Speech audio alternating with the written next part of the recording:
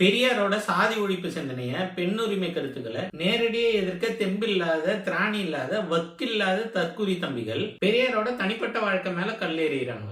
ஒரு ஆணும் பெண்ணும் சேர்ந்தா அங்க உடலுறவு தவிர வேற எதுவுமே நடக்காதுன்னு கிரெஞ்சித்தனமா, பூமர்த்தனமா, வக்கரத்தனமா நம்பிட்டு இருக்கானுங்க. ஒரு ஆணும் பெண்ணும் சேர்ந்து உடலுறவு பண்றது கேவலம் இல்லடா தற்குறி. அவங்களுக்குள்ள அது நடந்துச்சா இல்லையா, எப்படி நடந்திருக்கும்னு நீ யோசிச்சு நிக்கிற பத்தியா, அதுதான்டா கேவலம். அவங்களுக்குள்ள எது நடந்திருந்தாலும் அதனால உனக்கு என்னையா?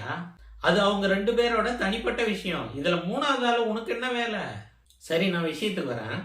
பெரியாரோட தனிப்பட்ட வாழ்க்கை யாருக்கும் விலைக்கு சொல்ல வேண்டிய அவசியம் இல்லைன்னாலும் மணியம்மையாரோட தியாகத்தை, சமூக பணியை இந்த உலகம் தெரிஞ்சுக்கிறதுக்காக தான் இந்த பதிவு. வேலூர்ல இருக்கிற கனகசபை பத்மாவதி இவங்களுக்கு மகளா பிறக்கிறாங்க மணியம்மை. அப்பா கனகசபை பெரியார் இயக்கத்துக்காரரு, பெரியாருக்கு மிகவும் நெருக்கமானவர். பெரியார் வேலூர் பக்கம் கூட்டத்துக்கு வரும்போதெல்லாம் கனகசபை வீட்டில் தான் தங்குவார். அப்பா கனகசபை போலவே மணியம்மையாரும் பெரியார் கொள்கை மேல ஈடுபாடும் பற்றும் கொண்டவங்களா இருக்கிறாங்க. குறிப்பா பெரியாரோட பெண்ணுரிமை கருத்துக்களை ஒரு பெண்ணா இருந்து வியந்து பாக்குறாங்க. பெண்கள் படிக்கணும், வேலைக்கு போகணும், அரசாங்க வேலைக்கு போகணும், அரசியல்ல ஈடுபடணும், பெண்களுக்கு சொத்துல சம உரிமை கொடுக்கணும், எல்லாத்துக்கும் மேல திருமணம் செஞ்சுக்கிட்டே தாலி கட்டிக்கிட்டே ஒரு ஆணுக்கு அடிமையா இருக்கிறதுக்கு பதிலா திருமணம் செய்யாம வாழ்க்கை முழுக்க சுதந்திரமா இருக்கணும் அப்படின்னு பெரியார் சொன்ன கருத்துக்கள்ல மணியம்மையார் ரொம்ப ஈர்க்கப்படுறாங்க. பெரியார் சொன்னது போலவே தன்னுடைய வாழ்க்கை முழுக்க திருமணம் பண்ணிக்கவே போறதில்லை அப்படின்ற முடிவுக்கும் வராங்க. ஒருவேளை அவங்களுக்கு திருமணம் என்ன இருந்திருந்தா அவங்க 12-13 வயசுல கல்யாணம் பண்ணியிருக்கணும். ஏன்னா அந்த காலத்துல 12-13 வயசுல கல்யாணம் பண்றதுதான் வழக்கமா இருந்தது. ஆனா மணியம்மையார் 31 வயசுல பெரியாரை திருமணம் பண்ற வரைக்கும் தனியா தான் இருக்கிறாங்க.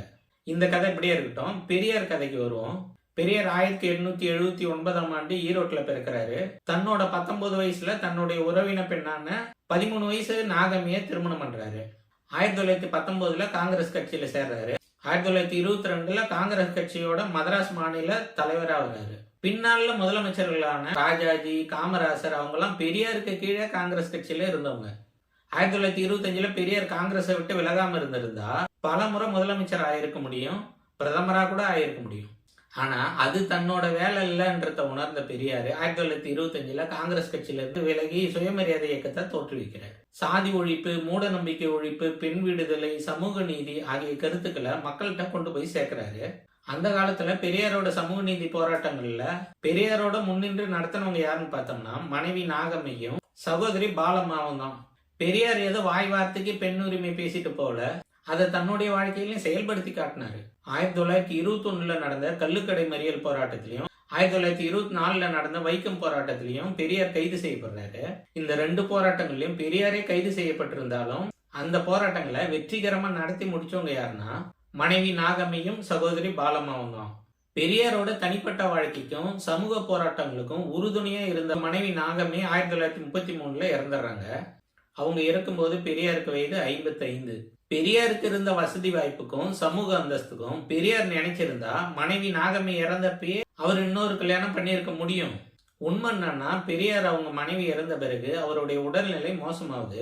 இருந்தாலும் உசுர ஒரு கையிலையும் இயக்கத்தை ஒரு கையிலையும் எடுத்துக்கிட்டு 10 ஆண்டு காலம் வாழ்ந்துடுறாரு. பெரியாருக்கு 65 வயசு ஆகும்போது அவருடைய உடல்நிலை இன்னும் மோசமாகுது. அப்போதான் அவருக்கு உதவி செய்ய ஒரு உதவியாளரா மணியம்மை பெரியார்கிட்ட வராங்க. அவங்கெல்லாம் விருப்பப்பட்டு தான் வராங்க. பெரியாருக்கு உணவு கொடுக்கறது, மருந்து கொடுக்கறது, இயக்க புத்தகங்களை விற்கிறது, பெரியார் பேசுறதுக்கு குறிப்பெடுத்து கொடுக்கறது, அது மாதிரியான வேலைகளை செய்யறாங்க. பெரியாருக்கு 70 வயசு தாண்டின பிறகு இதுக்கு மேலேயும் நம்மளால ரொம்ப நாள் இருக்க முடியாது அப்படின்னு சொல்லிட்டு பெரியார் உணர்றாரு. சாவறதுக்குள்ளே இந்த இயக்கத்தையும் தன்னோட பரம்பரை சொத்துக்களையும் யாராவது ஒரு நம்பிக்கையான ஆளுகிட்ட ஒப்படைக்கணும் அப்படின்னு சொல்லிட்டு நினைக்கிறாரு. அந்த நம்பிக்கைக்கு உரியவங்களா மணியம்மையை பாக்குறாரு. அவங்க கிட்ட இந்த இயக்கத்தை ஒப்படைக்க முடிவு பண்றாரு. அன்னைக்கு இருந்த சட்டப்படி தன்னுடைய சொத்துக்களை தன்னுடைய வாரிசுக்கு தான் ஒப்படைக்க முடியும் அவரால். அன்னைக்கு இருந்த சட்டப்படி பெண்ணை தத்து எடுக்க முடியாது. அதனால மணியம்மையாரை தத்து எடுத்து வாரிசாக்க முடியாது. இருக்கிற ஒரே வழி அவங்க அவரோட மனைவியானாதான் அவருக்கு சட்ட ரீதியான வாரிசு ஆக முடியுன்ற நிலைமை இருந்தது. வேற வழி இல்லாம அவங்க 2 பேரும் திருமணம் செய்ய வேண்டியதாயிடுச்சு. பெரியாரோட கொள்கையை கேட்டு, பெரியாரோட வார்த்தையை கேட்டு 31 வயசு வரைக்கும் திருமணமே செய்யாத வாழ்ந்த மணியம்மை கடைசியில பெரியாரே திருமணம் செய்ய வேண்டிய நிலைமை ஆயிடுச்சு. மணியம்மை தன்னுடைய இளமை காலத்தை தொலைச்சி பெரியாருக்கு செஞ்ச தொண்டை விட பெரிய தியாகம் எதுன்னா பெரியாரை திருமணம் செஞ்சு காலத்துக்கும் தன்னுடைய பேருக்கு களங்கத்தை ஏற்படுத்திக்கிட்டு திராவிட இயக்கத்தை அடுத்த தலைமுறைக்கு கொண்டு போய் சேர்த்ததுதான் மணியம்மையாரோட மிகப்பெரிய தியாகம். அவங்க மிகப்பெரிய தியாகி மட்டும் இல்ல, மிகப்பெரிய போராட்டக்காரங்களும் கூட. பல ஆயிரம் வருஷமா ராமலீலா கொண்டாடப்பட்டு வர இந்த நாட்டுல தமிழ் பெரும்பாட்டனுக்கு ராவண லீலா கொண்டாடிய புரட்சிக்காரி தான் எங்கள் தமிழ் பாட்டி மணியம்மை. மண்ணுள்ளவரை திராவிட இயக்கம் இருக்கும் வரை மணியம்மையாரின் புகழும் இருக்கும்.